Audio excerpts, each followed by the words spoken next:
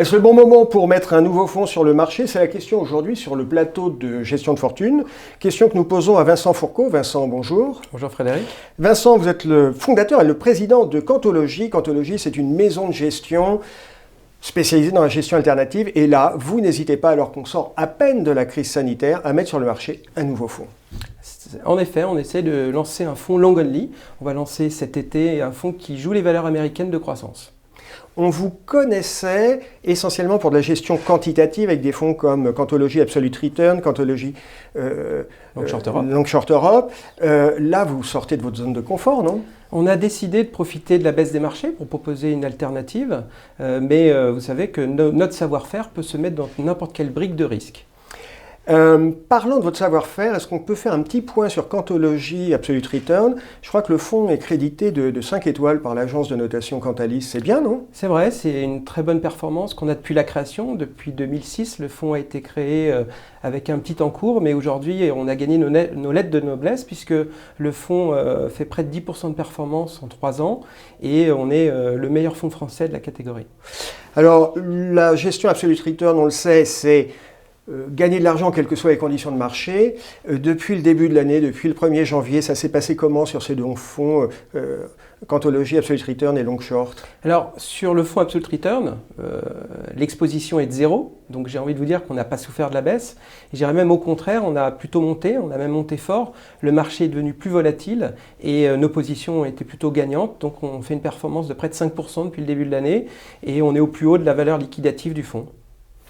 Vincent Fourcault, moi je me souviens de vous avoir connu dans une vie professionnelle antérieure. Vous étiez gérant à la financière de l'Échiquier. Vous avez cette gestion un peu de bon père de famille, un peu on soulève le capot, on y va à main nue. Là, vous faites de la gestion quantitative, donc c'est très conceptuel, c'est très sophistiqué. Vous avez un peu viré votre cutie. Alors, de là à dire que c'est très conceptuel, non. Ce sont des comportements d'investisseurs qu'on essaye de mettre en boîte. Et c'est en ça que ça devient peut-être complexe pour le grand public.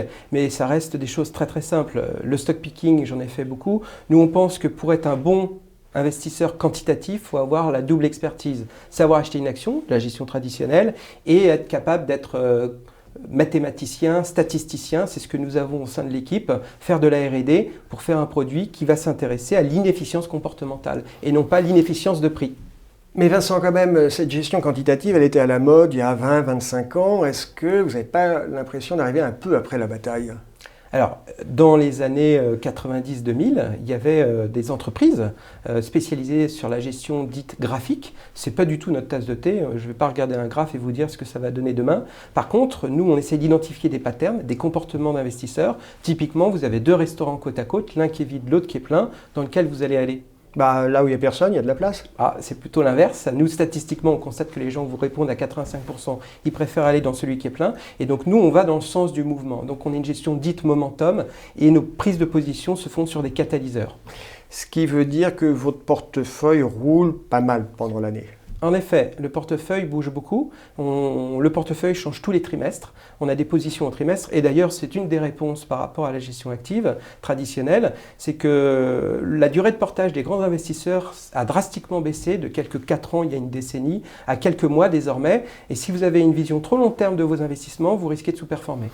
Ce que vous nous dites, c'est que vos clients sont devenus très tactiques, de plus en plus tactiques, c'est ça? Alors, nous sommes tactiques dans l'intérêt du client. Le client, il veut de la perf, et notre mandat, c'est de battre la gestion passive, les ETF.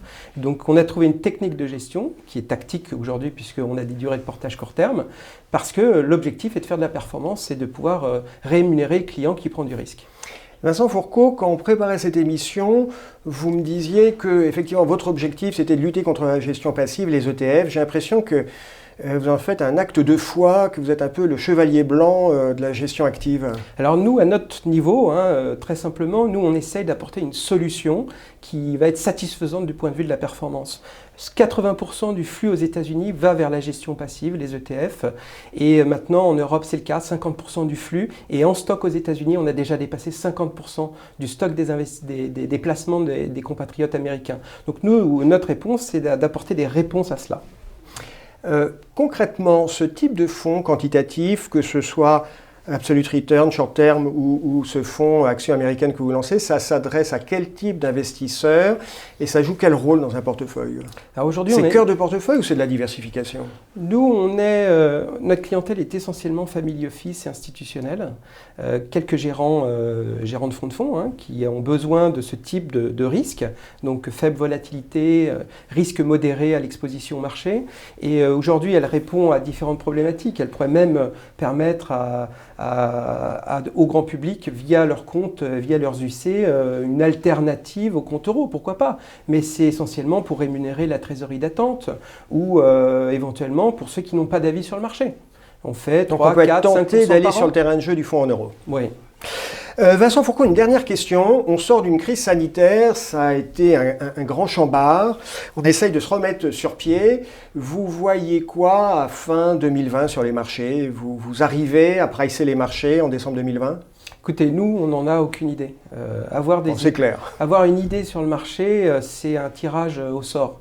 Ce que je peux vous dire, c'est qu'au trimestre, nous, on suit un baromètre sur les publications de résultats des entreprises.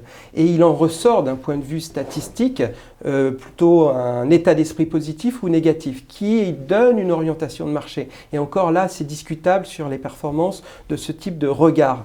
Mais en tout cas, nous, à très court terme ou à moyen terme, on n'a pas d'avis sur le marché. À très long terme, il faut acheter le marché. C'est pour ça qu'on lance un fonds Longoni. Mais je ne suis pas capable de faire de l'allocation.